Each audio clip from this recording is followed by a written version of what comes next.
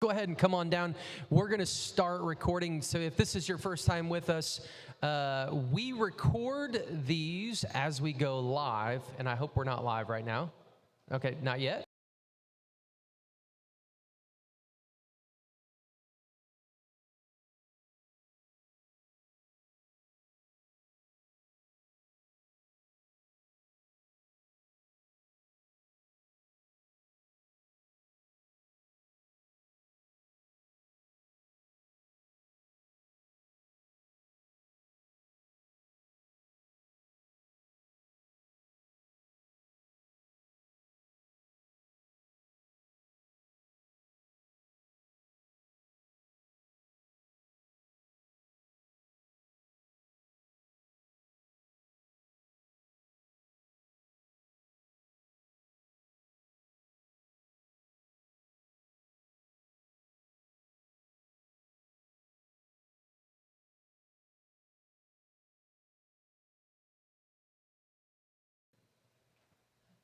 All right, good morning. We are excited to have you in for our September coffee chat. This morning, we are delighted to have with us the man, the myth, the legend, David Morris.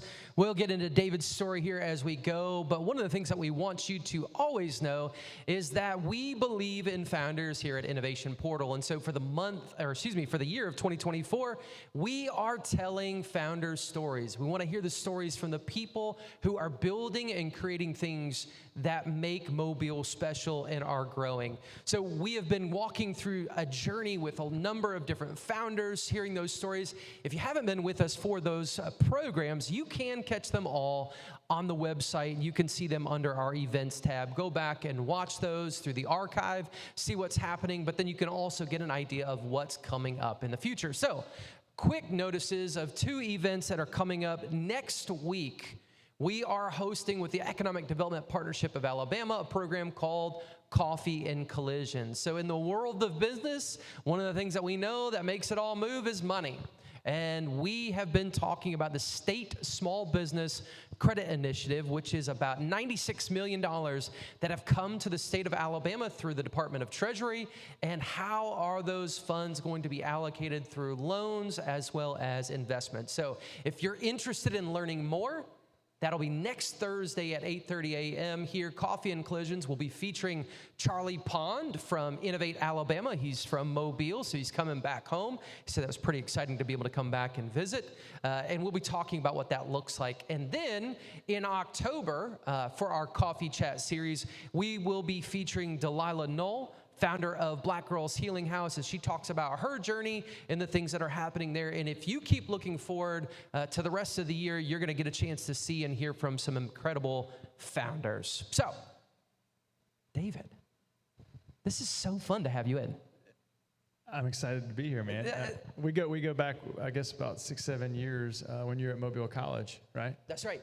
So what's fun in all this is I've geeked out at watching what you do, and I'll tell you, I said it before, one of the things that gets me is I think a lot of people in Mobile don't really understand the impact that you have. They don't understand really the reach of QB country. And so I love these things. One, I'm a football junkie. I love sports as a whole. So I've followed you on Instagram and social media and other things for quite some time. And what always gets me is when I look at things and I'm like, wait a second. David just had that person in Mobile, literally a block over from where I would drop my daughter off at Phillips. Or, I live not that far from there. I'm like, ooh, I wish that. Or how far the organization's reached. And so we'll get to that in a second. But let's start with the story. How does David Morris become this kid who grew up in Mobile, who watched football? I know your McGill-Tulane stories and seeing those things. How did you go from that little kid watching it, dreaming, to becoming what I would say is a world-class QB guru? How does that journey happen? Well, thanks. I'm excited to be here. This is an awesome space, and I need to get around here more often. This is really neat. Love what you're doing. I think back on my childhood, and my mom is a third-generation portrait artist here in Mobile, and my dad is a real estate appraiser, but really he was kind of a drill sergeant. And so kind of having the creative mom, kind of having the drill sergeant disciplined dad, I feel like we were there was a lot of tension, you know, kind of a lot of freedom with my mom, a lot of discipline, and a lot of routine and consistency with my dad. And I think back on on the mixture of those two things and how that kind of formed us as, you know, when we were young. As I grew up, from a young age, I was in love with football. And my brother Elliot's here. He was my quarterback coach growing up. He was a former quarterback. We were both quarterbacks at St. Ignatius and then McGill. But I fell in love with the field at a young age, you know, and we would just be outside and running around like boys do and throwing the football around. And I kind of realized early that, like, that's like all I really wanted to do. So as I grew up, you know, like you said, I played at McGill. And but when I was younger, like, we would go, that's what we did on Friday nights. You go to the McGill game at Ladd Stadium. And I just remember thinking, like, literally on Monday morning you know, when Dad dropped us off at school, all I wanted to do is get to Ladd Stadium on Friday night. I just was obsessed with it, loved it. And so I think back on, like, the love of football, the love of this thing from a young age, and it was something that I'll always say that, like, football was my first love, and really the field, and in that sense, the front yard, you know, for a boy or for a bunch of kids running around was something that I just kind of fell in love with. And so the ability to be on the field every day, whether it be, you know, in a stadium or in the backyard, is something that I feel like takes me back to a place that where I'm inspired. And if you get a chance, you need to go on their website and see the video. So I got a chance to spend some time watching the video of the story, that 25-minute video. And y'all were pretty good as little kids. I mean, some of the moves you had, I mean, you know, think flag football. It's how do you dart between people. So that's incredible. And every kid is dreaming in some field, and that field may not be sports for them. It may be other things, but oftentimes I think there's that, like, oh yeah, I want to be that when I grow up. But very few people are able to continue that journey. So you got to McGill. You weren't just an okay quarterback. You were kind of good. I mean, I think you said in that you might have led the state of Alabama in passing yards a couple times. Does that sound right? Yeah, we threw it around and we were good. And I had a really good high school career. I didn't get any D1 scholarship offers. So again, kind of going back to my father and the way he raised us, I had some 1AA and D2 offers, and it just didn't floor me. And so I always dreamed of playing in the SEC. So I walk on at Ole Miss, and a lot of my development, I was in love with football. I was in love with the position. But when I got to Ole Miss, David Cutcliffe was the coach there, and he had just come from Tennessee, just finished up with Peyton Manning. And they you know, they really did some incredible things. So when Coach Cut came in, it was actually after my true freshman year. Walked on and earned a scholarship my true freshman year and played a lot that year. But Coach Cut came in, and I didn't understand quite the depths and the magnitude and even the education that I was about to receive from a guy that I feel like is, you know, one of the best to do it. And even to today, a lot of people would tell you that. So, yeah, I mean, the education of it was kind of a deeper dive and another step into actually understanding, like, what this thing's all about. Because I think that's where a lot of people break. You know, it's they like the idea of it, but the suck happens. Like, there's nothing like that suck of having to wake up and eat and sleep and breathe this, because you're also a student in college trying to gain and understand. You're watching, and you don't always get the payoff. I mean, I think it's really interesting when you don't get the payoff of being out there yourself, always performing at that high level, and you're watching somebody else, but you kept going and you kept growing. And I think that's really interesting. Like, where does it go, that motivation that's still inspiring you? Like, there's something here for me as you're in that. Yeah, so being a walk-on, but knowing you can play is kind of it's an interesting headspace and heart space, because basically what people are telling you is like, no, you can't, you know, but you're saying, yeah, I can. And So to go do it, my dream was always to play football. In fact, I knew I was going to do it my whole life. I never thought I would coach because I knew I'd be playing. And I didn't think about anything else. I didn't want to do anything else. Didn't pray about anything else. So to be able to start as a true freshman walk-on that year, to get a taste of it, to earn that scholarship, I was like, all right, here I go. I'm good. And then, Eli Manning comes in that year in the signing class, and I was still like, okay, it's all good. Like, I'm going to beat them out like I beat these other guys out. And that didn't happen. And so I go from being a walk-on to a starter to a career backup. And so that wasn't my dream, right? But I learned so much, and that hurt a lot. But I learned so much in being the second string guy. I'd never been what I was. I'm very thankful for it.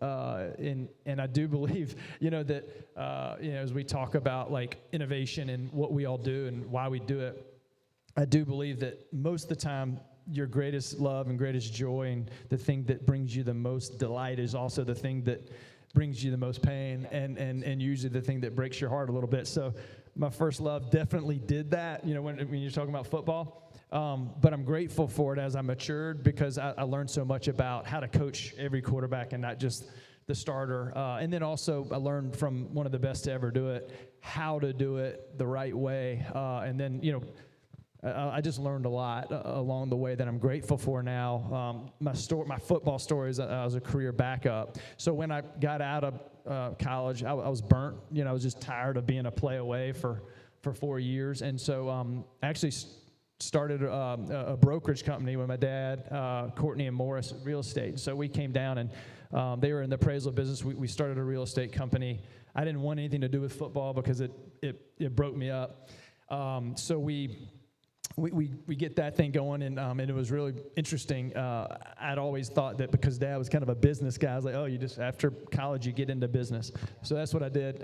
Grateful for that. I learned so much in real estate, but and I know we'll talk more, but as I got further away from the real estate, from the football field, I really was drawn back to it. So I think that's really interesting. And again, that career transition, we talk about the reality of the real world, so to speak, is like, I've gone through college, I've had that experience, these things are there, and I've learned a lot, but I come into the stark reality of a world that really, it doesn't care. And that's tough. That leaves some challenges for us as we kind of walk through that journey. So you have this opportunity with your father. Here's this opportunity to build this thing out. As you're sitting there, what's kind of underneath the surface? Is it like, yeah, this is a great opportunity. I'm going to learn the ropes of business. I'm going to figure all this stuff out, and I'm going to make my mark doing this? Yeah, for sure. I was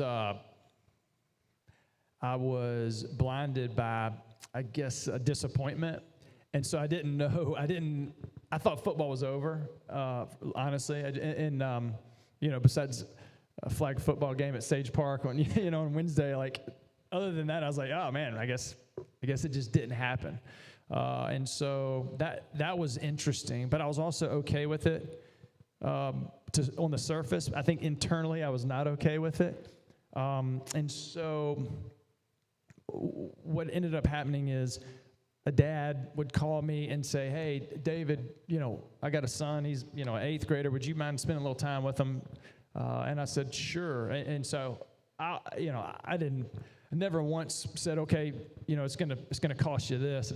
For years, I didn't charge anybody, not $1. In fact, like when a dad would give me a gift certificate, I was like, holy cow, this is a hell of a deal, For me, it was just like I get to get back on the field and do what I love, and I get to be a kid again. That's right. And then what started happening is, so it was not even a side gig. It was more just like, I just get to get back on the field and throw it around. I get to be a kid again. What ended up happening is the further I got away from the field, and the more I got into real estate, I started to realize, like, there's no differentiation for me in the real estate business. Do I love it? I mean, me personally, like, I think it's awesome, and we're all investors and, in our own little things, but it didn't light me up, right? And so I was like, okay, so so I start thinking maybe I should start doing a little bit more of this side gig and stuff. And so that's what I started doing. Didn't have a clue what I was getting into. Just really wanted to be back on the field.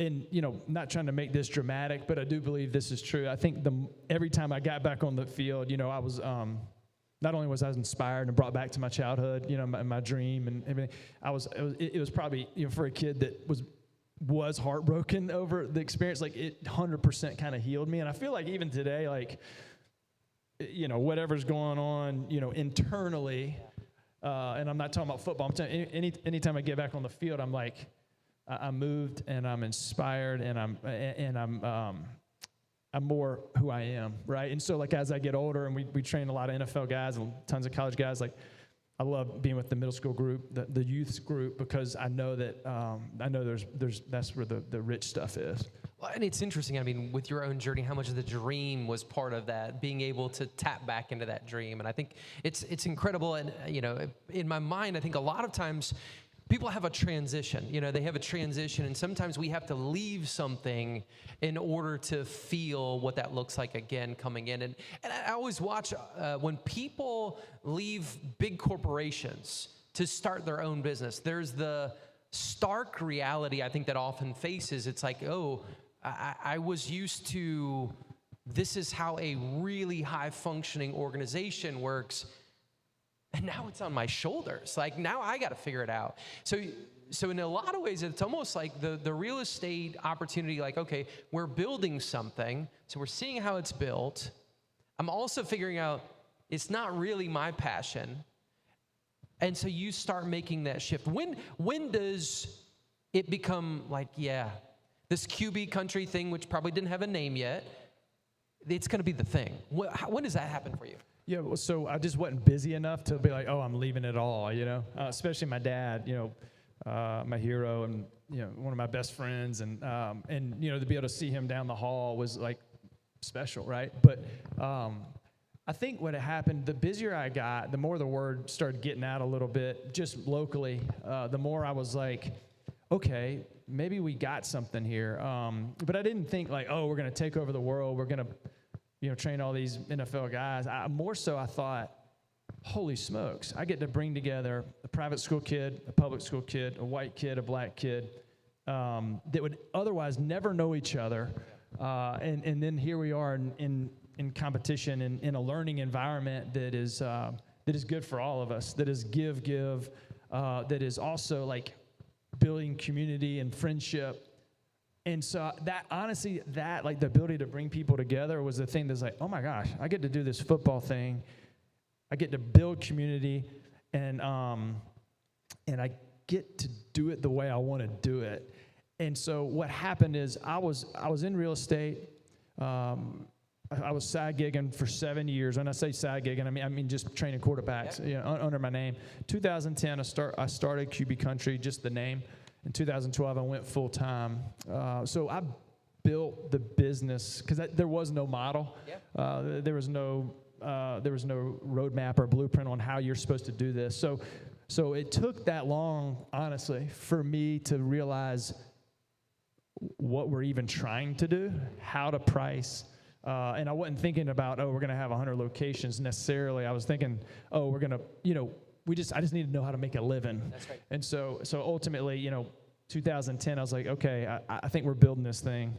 Not quite ready, but so 2011 or 12 was when I was full time. And even that first year, was hard, but I'd been doing it for 7-8 years, on the side. And so I just think these things take so much time, and there's no cheap way to get there, especially when you're creating something new.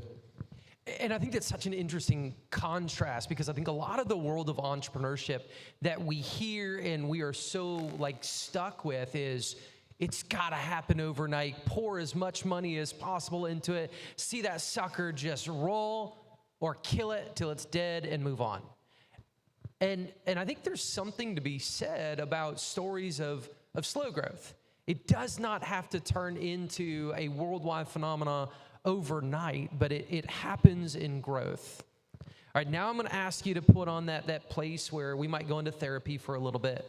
Every founder has scar tissue. So we know contrary to every book that's written about, Google and Amazon and Apple, like those places sucked at different points in time. And every founder has that point of going, I'm an idiot. This is not going to work. Or how did that happen? Like, David, take us into a little bit of maybe some of the scar tissues or headaches that you've endured, those challenges you've faced over the course of the last, decade plus years. For sure. So kind of going on 20 years of this thing. I mean, the hardest part for me initially was, initially it was just about getting on the field, so it didn't matter, right? I was making money in real estate. Once you start realizing, okay, you got to support a family, you got to make money at this thing. That was hard because like I didn't know how to make money at it. I didn't care actually. I was like, I just want to, be around the game. So I think that was the hardest part. I dabbled in high school football. I was in real estate, and I was training on the side as well. And so I read a book. I mean, this is interesting. In fact, Elliot is the one who recommended to is Parker Palmer, Let Your Life Speak. And so write that down. It's absolutely amazing. Parker Palmer was a teacher. He's a Quaker, and essentially he was a teacher on the biggest stage. I want to say in auditoriums, big universities, and he wasn't happy. But he knew he was a teacher. He just didn't know his classroom. So ultimately, I had to ask myself, like, what is my classroom? Is it college? Is it NFL? Is it high school? Right? These are all the places where people know. There's a roadmap. There's a way to get there. And I was like, man, my classroom's the independent space. That's where I can be myself. That's where I can give the most. That's where I can create. Going back to what my mom did for so long and does right now. So I think what happened, the scar tissue. There's so much of it. There was no money in it. There was no model. There was no fast track. We've been doing this for 20 years, and I guess we're going on 10, 12 years, full time, but I feel like we're just now scratching the surface on what we're about to do and what we can do. I just think knowing how hard it was going to be, kind of going back, like my dad, he woke us up before school to run us, starting probably in second grade, and we would probably go 3-4 days a week. It wasn't one time. It wasn't one time at 5 a.m., running through Oakley and running down Government Street and running through the cemetery back there. It was 3-4 times a week, and so it was the thing like, no, you get your butt up out of bed, you go, and you go, and you go, and you go, and we're going to do it again, we're going to do it again, we're going to do it again, we're going to do it again. And so like when I was afraid of like how long this thing would take, it didn't scare me a whole lot because like, kind of being the walk-on and earning it, kind of be, that guy's like, you have no choice, get out of bed and run before school when you're in third grade, like when the world's going on. I think that type of headspace is something, and discipline that my dad created is something that did not scare me a whole lot about like knowing how long this could take. And we'll get into some of the model here in a little bit, but I think there's something to that. Like you could have a hell of an idea, and it is a hell of an idea. And just because you only have 4 clients in the first 2 years doesn't mean it's not a hell of an idea.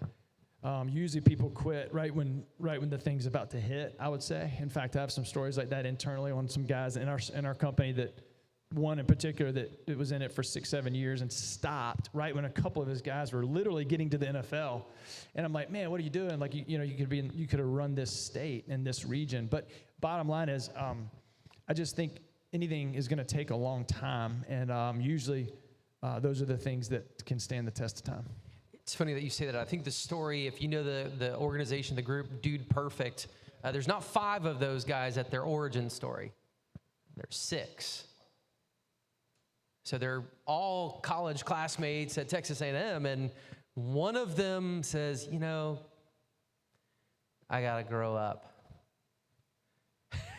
And it's kind of crazy because that's $100 million a year company now when they're doing that. And you think about it, I was there. He was literally the guy that says Dude Perfect in the video, if you ever watched him on YouTube. But I think we see that quite a bit. We see the sense of like there's going to be, and we talk about the valley of despair or the abyss, or like it's just, you just entered into the suck. And it's hard. I mean, I think it's really hard for founders. And so how, as you're kind of walking through these pieces and you're saying like, okay, I'm making the transition from part-time side hustle, this is starting to become a thing, I'm coming through, and now QB Country has a name, and it's starting to have a little bit of identity. How do you know, like, yes, I'm really onto something? What does that look like? I mean, is it a clientele thing? Is it oh, I've got some training things that are really working out? What's happening in that, David, for you that allows you to know I've got a true viable business that I'm going to keep going because I know these rough patches are here, but I can see what that future looks like? Yeah, it's two things. I think the model that was in independent training at the time when I was getting out of college and kind of trying to figure out what the heck we were doing was the camp model. Okay. All right, so I went to camps growing up and I didn't love the environment. It was a zoo. There was 1 million people. There was no connection. There was no individual coaching, and but there was a lot of people. And so, there was obviously there's money being made. I didn't love that because I was like, man, there's nothing personal about it. I think for me, what lit me up is like being able to look a kid in the eye and realize like, holy smokes, this is a big deal to this kid.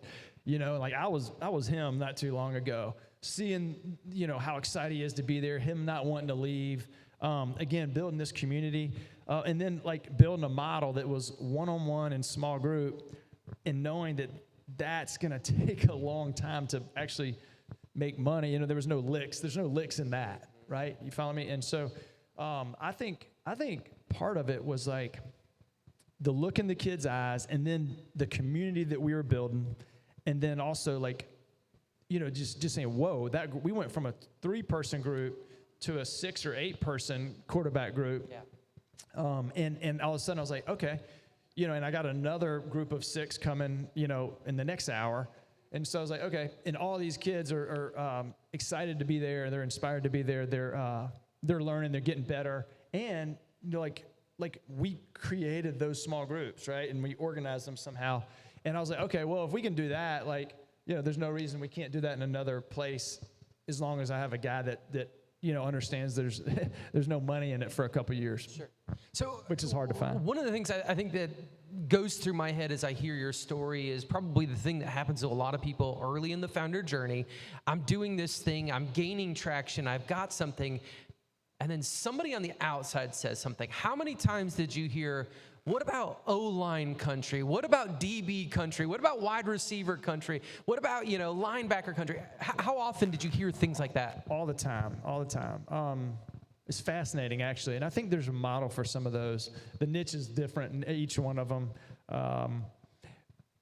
At one point, I thought that the wide receiver thing was like, holy smokes! Like, we're training quarterbacks. How can we not train receivers too? Somebody's got to catch the ball, right? So I remember talking to a really smart local business guy who's just crushed it in so many different ways. He's like, dude, you're crazy not to do the wide receiver thing. He's like, it's a hamburger and French fry. You kidding me, dude? Like, what are you doing? And so forever, all we did with receivers is we just said, you come with the quarterback.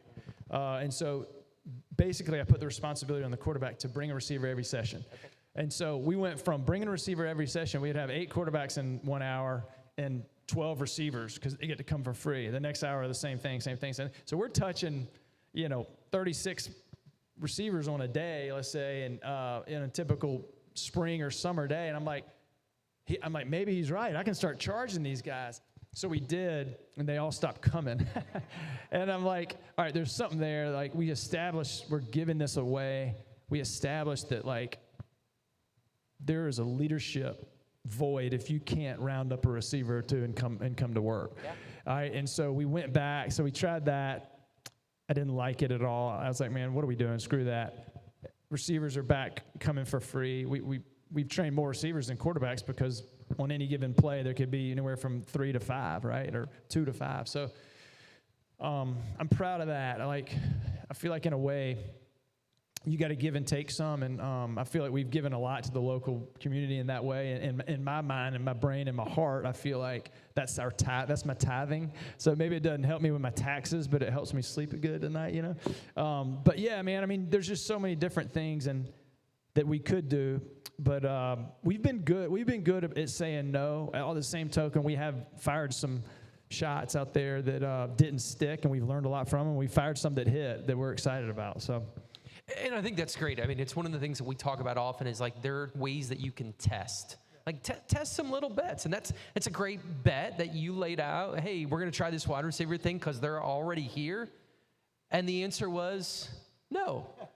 And so you bring that model back, and all of a sudden it changes it, and you look forward. Now, we started talking about money even before we started into this. So money is always a thing, and you've kind of shared with us already going from like, oh, I just kind of volunteered at this stuff, and then suddenly that became like, oh, there's some gift certificates in it, which, by the way, the way to, feed somebody, like you give us some food, that's great. I'm in.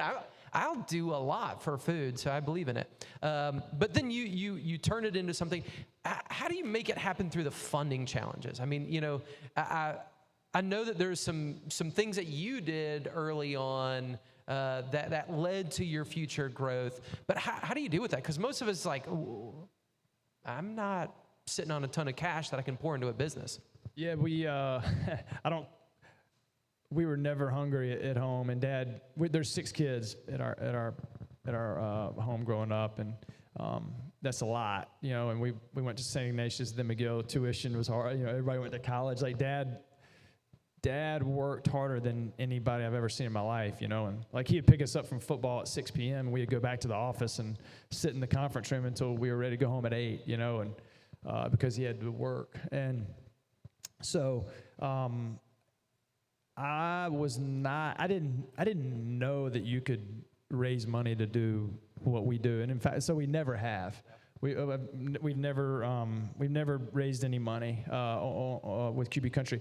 In fact, through real estate, what I learned was the broker-agent relationship, and so that's how we've scaled. QB Country is the broker, and our coaches are the agents essentially, and so they're going to get roughly 50%, and people have been with us for a while get more than that, but of every dollar they bring in, you eat what you kill. So that takes pressure off us as we grew. We don't buy a lot of real estate right now necessarily. We grow in performance facilities that want us there, that understand the value in us being there, bringing athletes through the door. So we lease space, and usually it's pretty cheap because we bring athletes through the door, right? And there's performance centers and there's physical therapy centers in those spots. So we've grown in a way that we've made it work. And I think for me, like we just kind of earned each kid, and so we're in a position now, I think, where we can potentially do some real estate stuff. Our headquarters is owned, and we did borrow money from the bank to get headquarters, but from a training and scaling standpoint, we hadn't done it yet. And I'm excited about that. I do think that that's probably my ignorance too. Like I should probably at some point spend more money than we do, but it seems to be working. It's going all right. It seems to be working. It seems to be working. And I think that's one of the really exciting pieces of this. If you get a chance, I mean, now that you know David, you know his story, you just begin to look out on the interwebs and see all the impact, because what's happening is, and I think this is it's really great, and there's a really interesting model about the hero's journey, okay? And if you've never heard the hero's journey, it dives back into, go talk to Adam, I guess, afterwards, because he can kind of walk you through that. But you talk about it, the model is literally, for so many businesses, they want to be the hero. They want to be the hero. They want to be the ones that, like, look at us. But you're really the guide, and you have done that, David, in a way that I think is so incredible, because you're there guiding so many people, and your agents, so to speak, are there guiding so many people. You start walking around, and it started in Mobile. How did you scale out? How did you identify right people and right places? Yeah, I figured out early how much it means to a human being to be recognized, to be seen, to be heard, to be, patted on the back, even to be just looking in someone's eye, especially these days, is so important. So to be able to feel that, give that, receive that from our quarterbacks, that was it. It was like, that's kind of all I needed to know, that, hey, we can do this in other places. I think at the end of the day, what happened with us is we scaled. We went to Jackson, Mississippi initially, and then we went to Birmingham. And so the way we did it was in facilities that wanted us to be there, and then ultimately with coaches that felt the same way I did about football, the field, and working with kids. Our model all along was we train middle school and high school quarterbacks. We celebrate them, which is a little bit opposite from what was going on. There's a lot of celebrity trainers out there, and it always turned me off. It always, I don't need to be in every video that we shoot on a kid, and I don't need to be on every video or picture of a quarterback we're celebrating.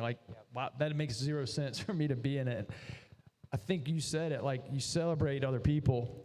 And so we started doing that in these other locations. Finding the right guy is hard, there just isn't any money in it initially.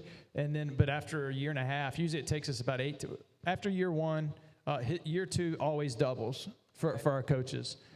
Year three usually is another 50% on top of that. Those trends have maintained. And what happens in about 2 years, our coach, if he stays with it, and he continues to develop the way he's supposed to through our continuing education and stuff, he usually becomes the guy in that region, in that city and surrounding cities, and potentially in the state. And that usually takes about 2 years. And so what we've done is we started in Jackson, Mississippi. There was a connection, the Ole Miss thing. There was a connection. We knew a lot of people in Jackson. We started training. A lot of quarterbacks would come from, North Alabama down to train with me. We were training A.J. McCarron at the time, and he was on fire, and, they were winning championships at Alabama. And we started the day we opened Birmingham on January 2013. And A.J. McCarron, we started doing his draft prep, which is getting him ready for the NFL, January 8th. Or no, after the championship game, January 12th or something, 2013. That kind of momentum, there's no question that helped us a lot, because we finally had a proof of concept. You take a kid from 7th grade to high school to college, and now we're going to train him for the draft. And that's our model, though. Our model is we train middle school, high school quarterbacks. We don't chase stars. We don't chase big names. We grow them up. And we help develop them, and then hopefully we're good enough that they don't leave us. And it's funny because if you think about what you just were talking about before about the typical camp, it's the celebrity piece. It's my name is on this camp. You come in, I show up, we do some photo shoots, we do something that looks good for PR, and that's it. And where your model is really ground up. And I think that's an incredible piece. So it's hard to go opposite. Yeah. The trend was camp, tons of people. We went opposite of that, one-on-one, small group. And so that's hard. I would say this, to people getting in business, whatever the niche you're in, I would go opposite of what you think's working out there for everybody else. In the same niche, do exactly the opposite thing. It's harder because you're creating a new path, but usually there's differentiation there that really matters. And it's and it is creative in its own little way, because you're trying to figure out something the opposite way of which everybody's going, where the roadmaps tell you to go. I love that he stole my last question that I was going to get into. David, thank you so much for your time with us. This has been incredible, and I appreciate that. If you want to come and join us for our next coffee chat at the 3rd week of October, you'll have an opportunity to join us as we talk to Delilah Knoll about her story with Black Girls Healing House. Next Thursday on 8:30 a.m., we'll have Charlie Pond here talking about SSBCI. We hope you join us, and make sure you check out the archives. Thanks so much.